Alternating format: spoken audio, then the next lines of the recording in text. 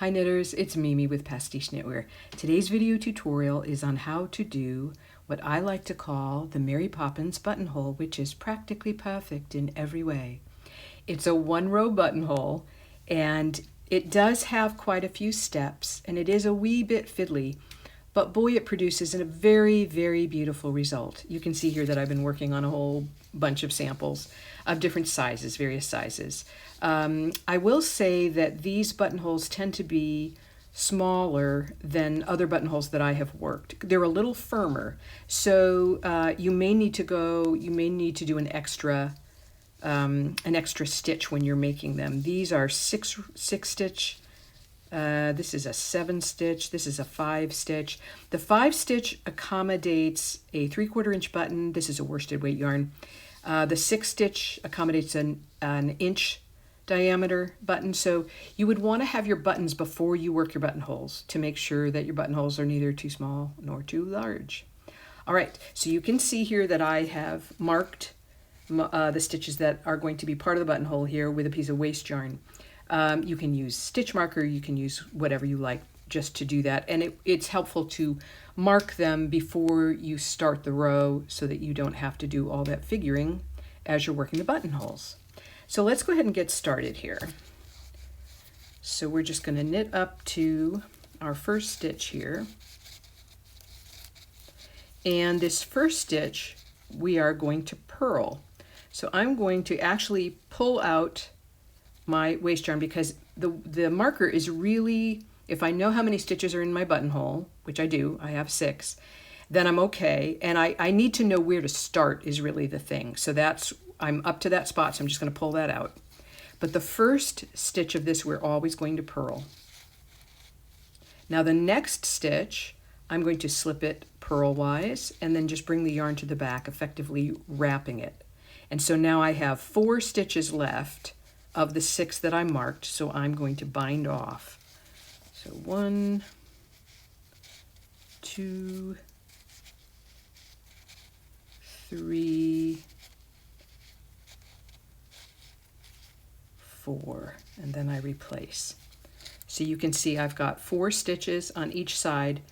These are all knit stitches, these are 3 knits, and that one looks like a purl. Now you can see here, if we look right here, you can see these chain stitches running here, and then this one is not really completed because this is behind. So what I'm going to do is I'm going to bring the yarn forward. I'm going to wrap this stitch, but I'm actually going to wrap it twice. So I'm bringing the yarn forward, slipping the stitch off, yarn behind. That's once. Let's do it again. Yarn around the front, and then slip that stitch off, bring the yarn to the back.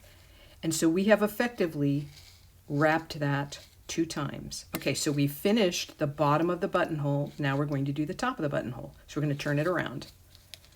Now we're going to do a cable cast on, but we're going to do a purlwise cable cast on so that the purl bumps are on the interior of the buttonhole and not on the presentation side of the buttonhole.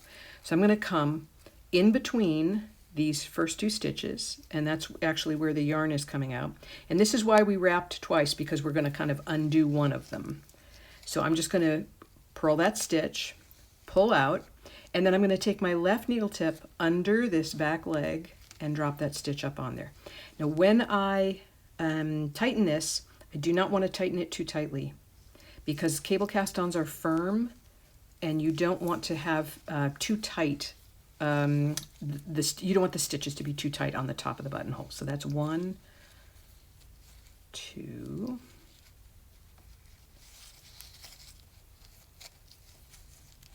3,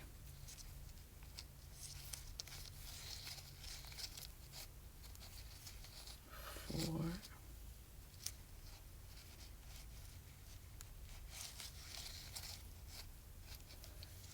okay.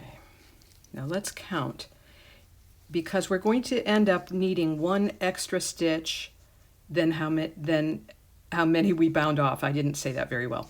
Okay, 2, 4, 6, 8, 10, 12, 13. That's what we ought to have. You want to cast on 1 more stitch than you bound off is a better way to say that. Thank you. My grandmother, who was a great grammarian, would be happier with that sentence than the first one I did, so sorry. Okay, let's turn it back around. Now, you can see this last stitch is just kind of hanging sideways, little left-leaning guy. So what we're going to do is slip this stitch purlwise and just slip this over. Just bring it over. And then pull on the live end until that matches, this matches the tension of the other stitches. Then replace, because we haven't worked that stitch. So we're just going to knit it to the end.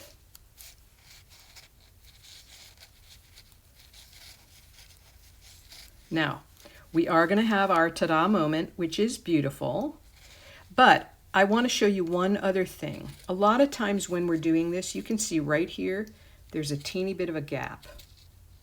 And I'm going to show you how to mitigate that on the purl side when you're coming back. Or even if you're working in the round, you can do it. I'll just show you what you want to do here is let's purl up to that spot.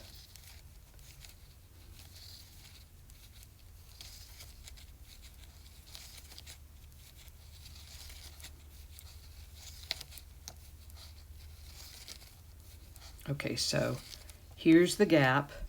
So this next stitch that I purl, I'm going to throw the yarn the wrong way. When I do that, I'm using less yarn. And so it shortens that space. Now when I do that also, that means that stitch is going to be improperly mounted, and I will fix that. When I come back on the front side, it's this stitch here. You can see it's improperly mounted. Just knit into that back leg.